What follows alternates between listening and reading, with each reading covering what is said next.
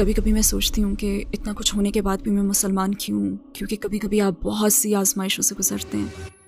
वो वक्त भी आया जब मेरा दिल चाहता था कि मैं अपना सर दीवार पर दे मारूं, क्योंकि मैं सो नहीं पाती थी। मुझे तलाक हुई, ये बहुत ज़्यादा मुश्किल और खौफनाक वक्त था। और वाकई मैं कैमरे के सामने आपसे कहूँगी कि ऐसे दिन भी आए जब मैं ख़ुद को वसीयत देना चाहती थी। मुझे याद है कि मैं बाथरूम में अपना चेहरा देख रही थी और मुझे इससे इस कदर नफ़रत महसूस हुई कि मैं अपना चेहरा नोच लेना चाहती थी। अपनी फैमिली के बगैर मेरी ज़िंदगी का हर पहलू मुश्किल था, क्योंकि मैं उन सब के बहुत करीब थी और मुझे उन सब से बहुत मोहब्बत थी। ऐसा हमेशा होता है। मैं कब तक ये करती रहूंगी? मैं कब तक अपनी मदद के लिए दूसरों पर भरोसा करूंगी, जबकि अल्लाह खुद कहता है, आओ मेरी तरफ, मेरे पास आओ, मुझे याद करो, मैं तुम्हें याद करूंगा। अस्सलामु अलैकुम सिस्टर हानिया आदम, हमारी दावत कबूल करने का शुक्रिया। आपको अपने साथ देखना हमारे लिए खुशी की बात है। मेरा पहला सवाल ये है कि हानिया आदम कौन हैं? क्या आप अपनी ज़िंदगी के मुतालिक हमें मुख्तसरन बता सकती हैं? वालेकुम अस्सलाम वरहमतुल्लाहि वबरकातुहू। मैं 3 बच्चों की माँ हूँ अल्हम्दुलिल्लाह। मैंने एक सिख ख़ानदान में परवरिश पाई। मेरे वालिदैन इंडियन हैं और मैं यूके में पली बड़ी हूँ। शानदार बचपन गुजरा अल्हम्दुलिल्लाह। बहुत ही मोहब्बत करने वाले वालिदैन मिले। मगर मैं शायद 24 या 25 साल की उम्र में मुसलमान हो गई थी और ये मेरी फ़ैमिली के लिए बहुत बड़ा सदमा था। और अल्हम्दुलिल्लाह ग्रीन लेन मस्जिद में और हर उस ऑर्गेनाइजेशन के साथ काम कर रही हूँ जिसकी मैं खिदमत कर सकती हूँ। अकीदे के लिहाज से आपकी ज़िंदगी कैसी थी? आपका किस पर ईमान था? जब बड़ी हुई तो मेरे वालिदैन ने मुझे सिख अकीदा सिखाया, जो मुझे बहुत अच्छा लगता था। जैसे मुझे गोल्डन टेम्पल अमृतसर जाना भी याद है, बहुत मज़ा आया था। मुझे हेमकुंड साहब को विज़िट करना भी याद है, जो कि हिंदू आश्रम के तौर पर ज़्यादा पहचाना जाता है। वहाँ भी बहुत ज़्यादा मज़ा आया।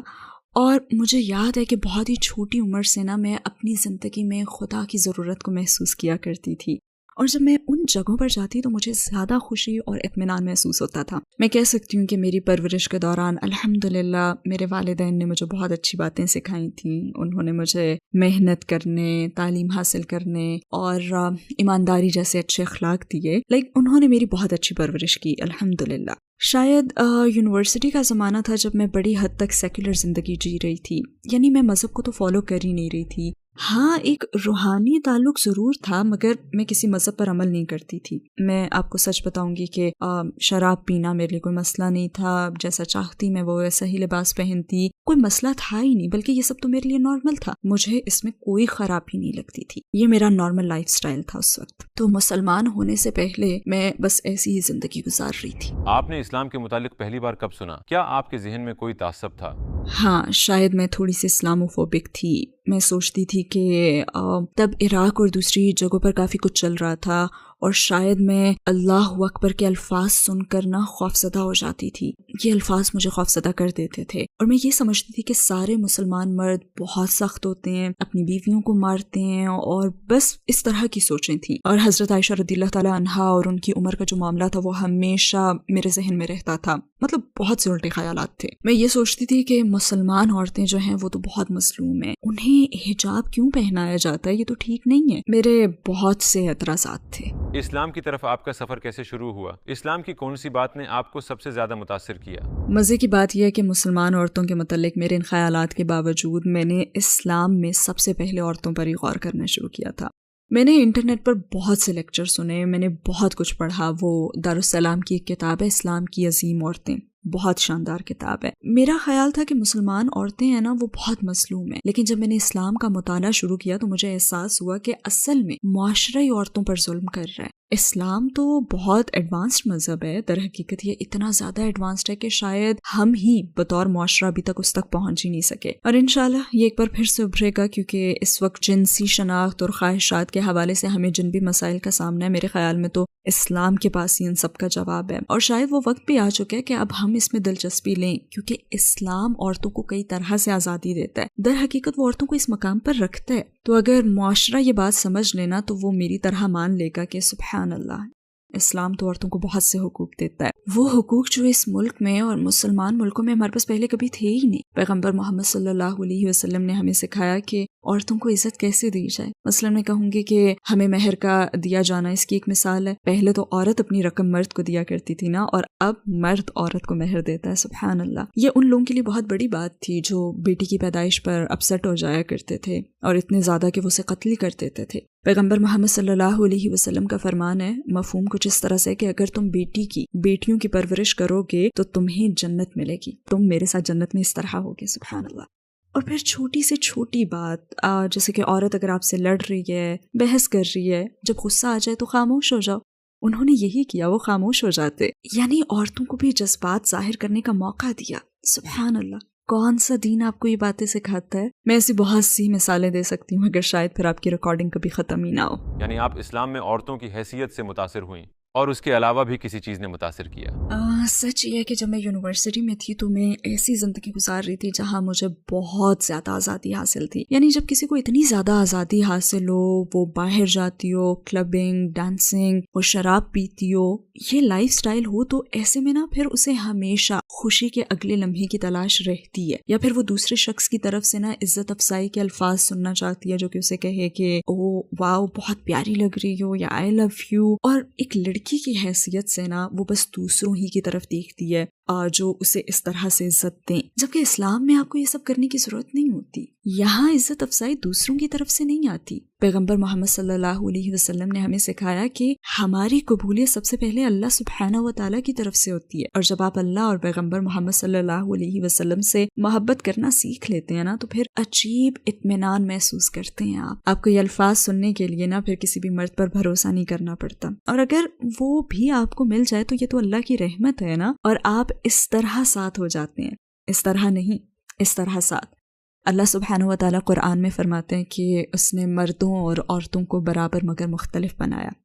یہ کتنی کمال کی بات ہے نا یہ۔ اور میں نے اس سے یہ سمجھا ہے کہ جب اللہ سبحانہ و تعالیٰ آپ کو کہتے ہیں نا کہ عورت خود کو ڈھانپ کر رکھے، حجاب پہنے، تو اس لیے کہ اس نے ہمیں ایک دوسرے سے مختلف بنایا ہے۔ مجھ میں اچھا لگنے، خوبصورت لگنے کی خواہش ہو سکتی ہے، مگر اللہ نے مردوں کو مختلف بنایا ہے۔ وہ آپ کو دیکھ کر یہ سوچ سکتا ہے کہ میں اس کے پاس جا سکتا ہوں، میں یہ کر سکتا ہوں، یا پھر یہ میں کہہ سکتا ہوں۔ لہٰذا اللہ فرماتا ہے کہ خود کو محفوظ بناؤ، خود کو ڈھانپ کر رکھو، مگر مرد میں خواہش ہمیشہ رہے گی۔ ہاں، جب یہ تعلق حلال ہو جائے تو آپ اس سے لطف اندوز ہوتے ہیں، اور اگر آپ کے پاس نہ ہو تو پھر آپ غیر مطمئن رہتے ہیں۔ وہ کون سی بنیادی بات ہے جس نے آپ کو قائل کیا کہ اسلام ہی 100% سچ ہے؟ السلام علیکم بھائیوں اور بہنوں، ہمیں احساس ہوا ہے کہ ہمارے چینل پر 80% ناظرین بشمول اس ویڈیو کے ہمارے سبسکرائبرز نہیں ہیں۔ جیسا کہ آپ جانتے ہیں کہ ہم غیر منافع بخش تنظیم ہیں اور ہماری ویڈیو پر اشتہارات غیر فعال ہیں۔ ٹوورڈز ایٹرنٹی صرف ایک یوٹیوب چینل ہی نہیں بلکہ ایک مدرسہ بھی ہے۔ یہاں ہم خود کو اور نوجوانوں کو اسلامی تعلیم سے آراستہ کرتے ہیں، لہٰذا ہمارے اس مطالبے کا واحد مقصد سچائی کو پھیلانا ہے۔ ہو سکتا ہے بظاہر یہ چھوٹا عمل لگے، لیکن انشاءاللہ یہ ہمیں لاکھوں لوگوں تک پہنچنے میں مدد کرے گا۔ آئیے اب لائک اور سبسکرائب بٹن پر کلک کریں اور ساتھ مل کر ٹوورڈز ایٹرنٹی کا سفر کریں۔ وہ کون سی بنیادی بات ہے جس نے آپ کو قائل کیا کہ اسلام ہی 100% سچ ہے؟ گرین لین مسجد جانے کے حوالے سے مجھے وہاں پہلی مرتبہ جانا یاد ہے، جب میں نے بہت ساری ایسی بہنوں کو دیکھا جو سر سے پیر تک سیاہ برقعے میں ڈھکی ہوئی تھیں۔ یہاں ہیری پوٹر کا ذکر کرنا تھوڑا فنی ہوگا، مگر وہاں مجھے ہیری پوٹر کا ایک سین یاد آ گیا جب ہاگورٹس میں وہ سب ایسے ہی لباس میں تھے، تو میرے ذہن میں پہلی چیز یہی آئی تھی، اور پھر میں نے سوچا واو، انہوں نے اپنی مرضی سے یہ لائف سٹائل چنا ہے۔ مطلب میں بھی اس طرح کا اعتماد محسوس کرنا چاہتی ہوں، کیونکہ میں تو ابھی منی اسکرٹ میں گھومتی ہوں نا، لیکن میں جاننا چاہتی ہوں کہ اس لباس میں سڑکوں پر چلنا کیسا لگتا ہے۔ اور صرف یہی نہیں بلکہ وہ سب تو بہت ملنسار، بہت محبت کرنے والی، مہربان اور مددگار تھی۔ اور سچی بات یہ ہے کہ کبھی کبھی دوسروں سے بات نہ کرنا نا اپنے لیے ہی مشکلات پیدا کرنے کا سبب بنتا ہے۔ جیسے میں نے حجاب پہننے والی مسلمان عورتوں سے تو کبھی بات کی ہی نہیں تھی، بلکہ میں نے کسی بھی مسلمان عورت سے بات نہیں کی تھی، لہٰذا میرے لیے یہ پہلا موقع تھا۔ انہوں نے تو مسکرا کر میرا استقبال کیا، جبکہ ہم لوگوں میں تو اتنے تعصبات اور اتنے غلط خیالات ہیں، اور ہم سمجھتے ہیں کہ حجاب والی عورتیں تو مسکراتی نہیں ہیں، اور یہی وہ عورتیں تھیں جو مسکرا بھی رہی تھیں، ہنس بھی رہی تھیں، مذاق بھی کر رہی تھیں۔ اور میں نے سوچا کہ یہ تو نارمل ہے، یہ بھی انسان ہے، وہ سیاہ گاؤن میں حرکت کرتی ہے، کوئی پتلیاں نہیں ہیں، یہ انسان ہے، اور کتنی عظیم عورتیں ہیں۔ آپ نے کلمہ کیسے پڑھا اور آپ کو کیسا محسوس ہوا؟ میں نے اسی مسجد کے اپنے اگلے ہی وزٹ میں کلمہ پڑھ لیا تھا، الحمدللہ۔ وہاں تقریباً 60 سے 70 لوگ تھے، اور اس وقت مجھ سے قریب ترین فرد جس نے مجھے کلمہ پڑھوایا تھا وہ اب بھی مجھ سے سب سے زیادہ قریب ہے الحمدللہ. لہٰذا کلمہ پڑھنے کا تو تجربہ بہت شاندار تھا. ویسے مجھے خوف بھی محسوس ہوا تھا لیکن اچھا احساس تھا، بہت ہی اچھا احساس. مجھے کلمہ پڑھنا، غسل کرنا سب یاد ہے اور مجھے بالکل ایسا محسوس ہوا جیسے میرا نیا جنم ہوا ہے. اور یہ نئی شروعات ہی تھی کیونکہ میں جانتی ہوں کہ اللہ سبحانہ و تعالیٰ سب گناہ دھو دیتا ہے مگر جو نیکیاں ہوتی ہیں ان کا ثواب باقی رہتا ہے. تو یہ ایک بہت ہی اچھا احساس تھا اور میں ایک مسلمان عورت کی شناخت اپنانے کے لیے تیار تھی. ہاں، اس کے بعد میں نے پڑھنا اور پھر بہت زیادہ پڑھنا شروع کر دیا. آپ کے قبول اسلام پر آپ کی فیملی اور ارد گرد کے لوگوں کا کیا ری ایکشن تھا؟ وہ بہت بہت مشکل وقت تھا مگر اس مشکل وقت کے ساتھ آسانی بھی تھی. ہاں، میں نے اسے نہیں پہچانا کیونکہ انہوں نے مجھ سے تعلق بالکل ہی توڑ لیا تھا، لہٰذا میرے پاس سوائے اللہ کے کوئی نہیں تھا. اسلام قبول کر کے میری شادی بھی بہت مشکل کا شکار ہو گئی تھی. بچوں کی ماں ہونا خود ایک بہت بڑی مشکل ہے. اپنی فیملی کے بغیر میری زندگی کا ہر پہلو ہی مشکل تھا کیونکہ میں ان سب کے بہت قریب تھی اور مجھے ان سب سے بہت محبت تھی. وہ وقت بھی آیا کہ جب میرا دل چاہتا تھا کہ میں اپنا سر دیوار پر مار دوں کیونکہ میں سو نہیں پاتی تھی. جب آپ اتنی اذیت میں ہوں تو دماغ سکون نہیں پاتا اور دماغ میں بار بار خیالات کی بھرمار رہتی ہے. میں جس بھی چیز کی طرف دیکھتی تو سب سے پہلے اپنے ماں باپ اور اپنی فیملی کی طرف میرا دھیان جاتا. اگر میں سپر مارکیٹ جاتی تو مجھے ویکینڈز پر اپنے ابو کے ساتھ سپر مارکیٹ جانا اور گروسری کی شاپنگ کرنا یاد آتا. اگر میں آسٹا میں کوئی گانا سنتی تو اس گانے پر اپنی بہن کے ساتھ ڈانس کرنا یاد آتا. اور اگر میں ٹی وی پر کوئی پروگرام دیکھتی تو اپنے بھائی کے ساتھ اسے دیکھنا یاد آتا. اور جب میری شادی شدہ لائف میں کوئی مشکل آتی تو بھی میں دوڑ کر اپنی فیملی کے پاس جانا چاہتی تھی لیکن میں جا نہیں سکتی تھی. تو بس بے بسی سے باہر نکل کر میں کار میں بیٹھ جایا کرتی تھی. تو وہ بہت زیادہ مشکل وقت تھا. اپنی فیملی کے بغیر جینا بہت مشکل ہے، تب بھی بہت مشکل تھا اور اب بھی مشکل ہے. لیکن مسلمان کی حیثیت سے ہم اس پر صبر کرتے ہیں اور ہم صحابہ کے قصوں سے جانتے ہیں کہ ان کے ساتھ بھی یہی ہوا تھا اور انہیں فیملی نے چھوڑ دیا تھا. ہم جانتے ہیں کہ پیغمبر محمد صلی اللہ علیہ وسلم نے اپنے چچاؤں کو کہا تھا کہ دیکھیں میں مختلف زندگی گزاروں گا. ہم جانتے ہیں کہ وہ لوگ بھی انسان تھے اور ان میں احساسات تھے. اب مجھ میں ان کے خلاف کوئی بھی بکس نہیں ہے. میں بس آپ سے اتنا ہی کہوں گی کہ میری ماں اب بھی میری رول ماڈل ہیں. وہ اب بھی مجھے دنیا کی ہر چیز سے زیادہ پیاری ہیں، بالکل ایسے جیسے محمد صلی اللہ علیہ وسلم کو اپنے غیر مسلم چچا سے محبت تھی. وہ اپنے چچا کے لیے روئے اور ان کے لیے سب کچھ کیا. میرے بھی اپنی ماں کے لیے وہی احساسات ہیں. وہ ایک شاندار عورت ہیں اور انہیں اس رویے کا حق ہے. میں نے ان کا دل توڑا ہے اور میں اپنی موت تک نہ اپنی ماں کا دل دکھانے کے لیے ان سے معافی مانگتی رہوں گی. لہٰذا میں ان کے لیے دعا کرتی ہوں. مجھے ان سب سے محبت ہے اور میں آپ کو کہہ سکتی ہوں کہ وہ لوگ بہت اچھے انسان ہیں. ہاں، مجھے پچھتاوا صرف یہ ہے کہ میری وجہ سے میرے والدین کی آنکھوں میں آنسو آئے. میرے خیال میں وہ وقت بھی آیا جب میں اسلام اور اپنے فیصلے کا دفاع کرنے کی کوشش کر رہی ہوتی تھی اور شاید اس سب میں نے اپنی ماں سے بہت تیز آواز میں بات کی اور شاید کسی وقت ان پر میں چیخی بھی تھی. مجھے پچھتاوا ہے کیونکہ اللہ سبحانہ و تعالیٰ قرآن میں فرماتے ہیں، مفہوم کچھ اس طرح سے ہے کہ تم اپنے والدین کے ساتھ انتہائی عزت سے پیش آؤ چاہے وہ مسلمان ہوں یا نہ ہوں. کبھی کبھی میں سوچتی ہوں کہ اتنا کچھ ہونے کے بعد بھی میں مسلمان کیوں ہوں، کیونکہ کبھی کبھی آپ بہت سی آزمائشوں سے گزرتے ہیں. جیسے میں نے کہا نا کہ میرے دماغ میں ہمیشہ یہ سوچ رہتی تھی کہ جیسے میری فیملی میرے پاس ہے نا، وہ تقریباً مجھ سے صرف 1 گھنٹے کی مسافت پر رہتے ہیں اور پھر بھی میں اب تک یہ زندگی کیوں گزار رہی ہوں جبکہ میں اتنی مشکل میں ہوں. میں اپنے بچوں کے لیے مالی طور پر ہر لحاظ سے جدوجہد کر رہی ہوں، پھر بھی میں مسلمان کیوں ہوں؟ اور میرے خیال میں نا یہی بات مجھے ثابت قدم رکھتی ہے. کیونکہ مثال کے طور پر مجھے طلاق ہوئی، یہ بہت زیادہ مشکل اور خوفناک وقت تھا اور اس وقت میں بالکل اکیلی تھی اور بالکل سچ کہوں گی کہ میرے لیے زندہ رہنا بھی مشکل ہو گیا تھا. مجھے نہیں معلوم تھا کہ میں زندہ رہنا چاہتی بھی ہوں یا نہیں. بہت سارے مسائل تھے جن سے اس وقت میں اکیلے لڑ رہی تھی اور اس وقت میں اپنی آنٹی سے ملنے گئی تھی. ویسے میں ارادہ کر کے نہیں گئی تھی، بس ایک اتفاق ہی تھا یہ. میں ان کی دہلیز پر کھڑی تھی اور 10 سال میں پہلی مرتبہ میرے خاندان کے کسی فرد نے مجھ سے محبت کا سلوک کیا تھا. وہ کمال کی عورت ہے. انہوں نے میرے لیے چائے بنائی. وہ میرے پاس بیٹھی اور کہنے لگی، تم ٹھیک ہو؟ بالکل ایسے ہی کہا تھا، تم ٹھیک ہو؟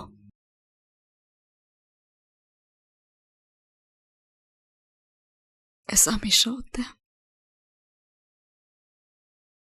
یہ میری آنٹی تھی. میرے خاندان کے کسی فرد نے پہلی مرتبہ مجھ سے پوچھا تھا، تم ٹھیک ہو؟ اور انہوں نے پوچھا کہ تم آگے کیا کرو گی، تمہارا کوئی پلان ہے؟ کیونکہ میرے پاس کچھ نہیں تھا. میرے پاس بس میرے 3 بچے تھے. اور خدا کی قسم میں اپنا گھر نہیں چھوڑنا چاہتی تھی. میں وہاں بیٹھی اور میں نے سوچا او خدا کیا ہو جاتا اگر میں اپنا اسلام چھپا کر رکھتی, اپنے اسلام کو اپنے دل میں ہی رکھتی. لیکن اگر میں گھر واپس آ جاؤں تو, کیونکہ وہ مجھ سے محبت کرتی ہیں اور میں ان کے ساتھ رہنا چاہتی ہوں. میں ان کا گھر چھوڑ کر نہیں آنا چاہتی تھی, میں ان کے گھر میں رہنا چاہتی تھی. میں ہر چیز چھوڑ دینا چاہتی تھی بس اپنا دین نہیں. اور میں نے سوچا میں اسے چھپا سکتی تھی. میں اوپر کی منزل پر نماز پڑھ لیتی جب کوئی نہ دیکھ رہا ہوتا مجھے. میں گھر واپس جانا چاہتی تھی. قدر اللہ میری دادی جنہوں نے مجھے ان 10 سالوں میں نہیں دیکھا تھا, بہت زیادہ بوڑھی تھیں. وہ کمرے سے باہر آئیں اور قریب ہی تھا کہ وہ مجھے دیکھ لیتی. میری آنٹی نے مجھے کہا کہ فوراً چلی جاؤ, گھر سے باہر نکل جاؤ, کیونکہ اگر انہوں نے تمہیں دیکھ لیا تو وہ بہت بوڑھی ہیں اور ہمیں نہیں پتا کہ آگے کیا ہوگا.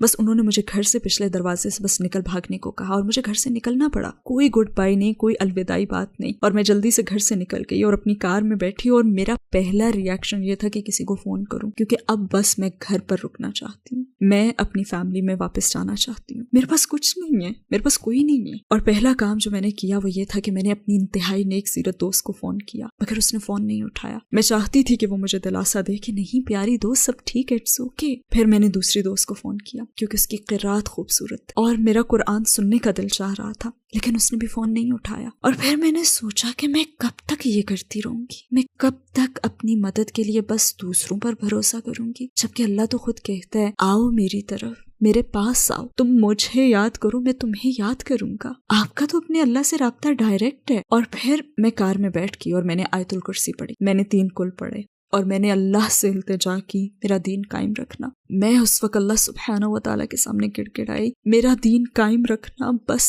میرا دین قائم رکھنا, میں اس کے لیے سب کچھ سہنے کے لیے تیار ہوں, بس مجھے مسلمان کی موت دینا. میں نے یہ دعا کی اور میرے خیال میں یہ ایک اور اہم ترین لمحہ میری زندگی میں آیا تھا جب میں نے جانا کہ ہاں میں مسلمان ہوں. کیونکہ شیطان آپ کے پاس بہت مرتبہ آئے گا اور اسلام کے بارے میں آپ کے دل میں وسوسے پیدا کرے گا. کیا میں مسلمان ہوں؟ میں کس کے لیے مسلمان ہوں؟ میں کیوں مسلمان ہوں؟ مجھے اسلام کے متعلق کون سی بات آخر پسند ہے؟ شیطان آپ کے پاس اس وقت آئے گا جب آپ بہت کمزور اور بے بس ہوں گے. شیطان آپ کے پاس آتا ہے. لہٰذا دین سیکھنے کے وہ تمام 9-10 سال اس وقت ڈھال بن کر میرے سامنے آ گئے تھے. لہٰذا میں بچوں سے بھی بس یہی ایک بات کہتی ہوں کہ کیونکہ وہ بھی نہ سمجھ ہے نا, وہ اسلام کی روحانیت کو محسوس ہی نہیں کر سکتے, وہ بھی بہت چھوٹے ہیں اور ان کی نظر میں زندگی بہت بڑی ہے. میں انہیں کہتی ہوں کہ علم سیکھتے رہو, کیونکہ آپ نہیں جانتے کہ جس لمحے آپ مشکل میں گھرتے ہو تو جو کچھ آپ نے سیکھا ہوتا ہے نا, چاہے سیکھنے کا مقصد جانے بغیر ہی سیکھا ہو, وہ آپ کی مدد کے لیے آتا ہے اور مشکل وقت میں آپ اور آپ کی زندگی کو بچاتا ہے. تو جب آپ کی امی کہیں نا کہ مدرسے جاؤ, جب آپ کی امی آپ سے کہیں چلو اپنی اسلامک اسٹڈیز کا سبق لینے جاؤ, تو جایا کرو. نو مسلموں کو بھی میں یہی کہوں گی کہ علم سیکھتے رہیں. آپ بس اس لیے مسلمان نہیں ہیں کہ میں اللہ پر ایمان رکھتا ہوں, نہیں, جائیں اور علم سیکھیں, دین پڑھیں, محنت سے سیکھیں اور اسے روزانہ پڑھتے رہیں, چاہے تھوڑا ہی سے.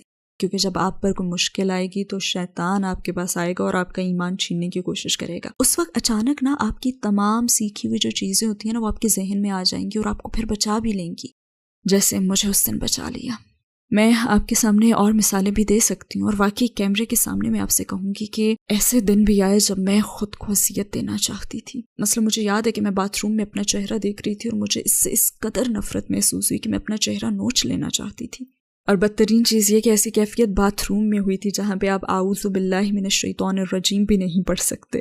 جب آپ بے بس ہونا تو اس وقت کبھی بھی باتھ روم نہ جائیں. خیر بہرحال پھر میرے ذہن میں نا ایک آواز گونجی کہ کھڑکی سے باہر دیکھو. میں نے کھڑکی سے باہر دیکھا تو آسمان نظر آیا. میں بس تیزی سے سیڑھیاں اتری اور اپنے دروازے کھول کر میں گارڈن میں چلی گئی. میں نے آسمان کی طرف دیکھا, اوپر آسمانوں میں دیکھا, کیونکہ مجھے قرآن کی آیت یاد ہے, شاید یہ قرآن میں ہے یا شاید حدیث ہے. اللہ سبحانہ و تعالیٰ فرماتے ہیں, اس کا مفہوم کچھ یوں ہے کہ ایمان والوں کو چاہیے کہ وہ آسمان کو دیکھیں جو ان کے لیے ایک نشانی ہے.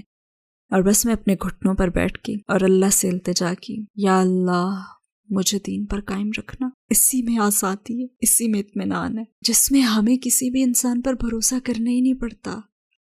آپ کو کسی اور انسان کی ضرورت نہیں رہتی, آپ کو اپنی زندگی میں اللہ سبحانہ و تعالیٰ کی ضرورت ہوتی ہے. اور بس میں نے یہی کیا, لہٰذا میں نے خود کو اذیت نہیں دی کیونکہ میرے پاس اللہ ہے.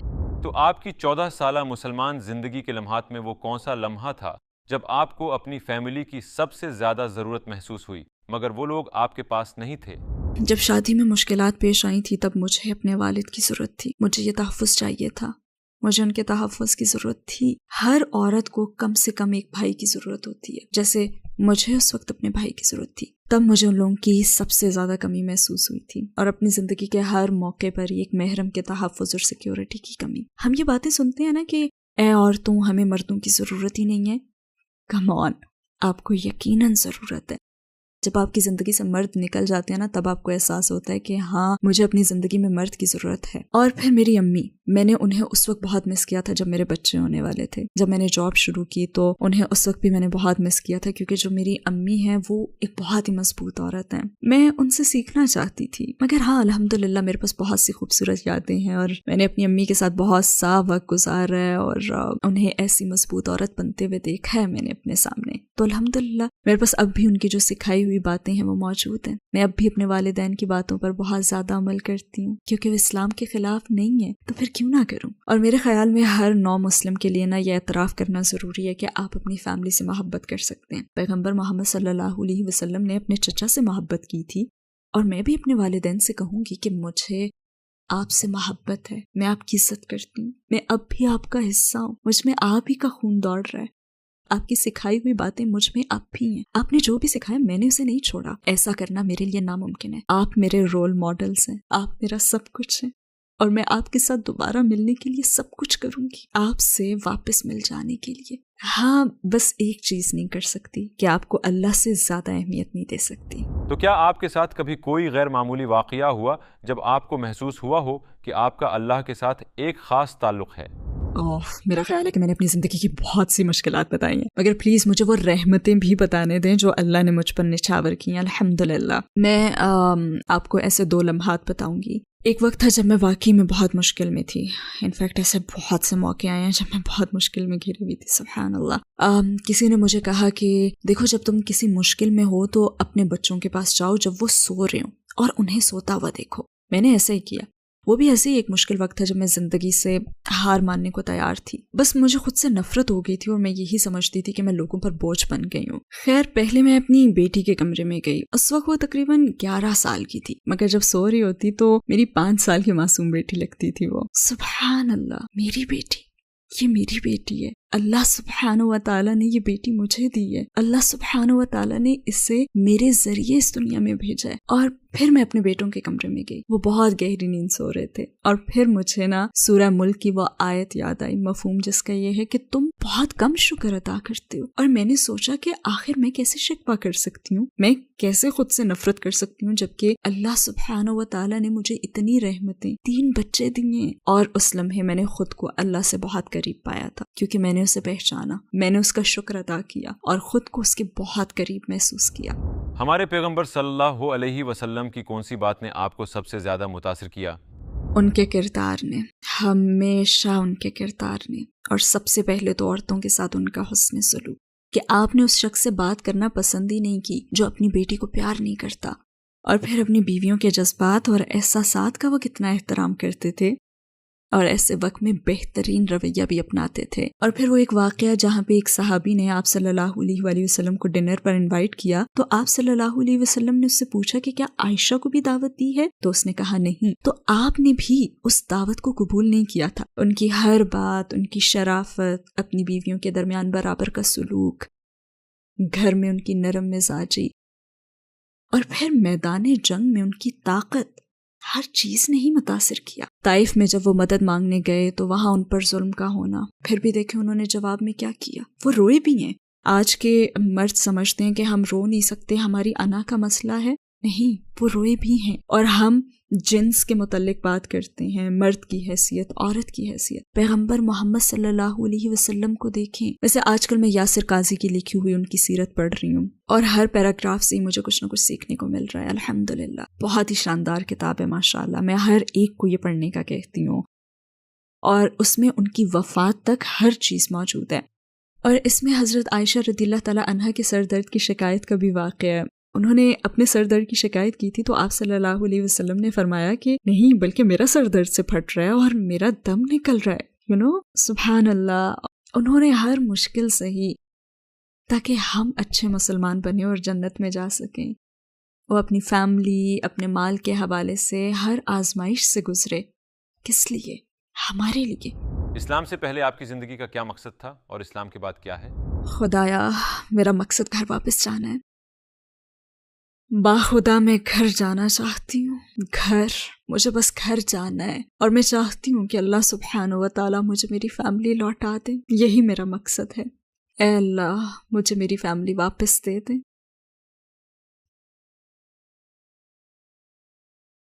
یہ تھوڑی سی زندگی ہے.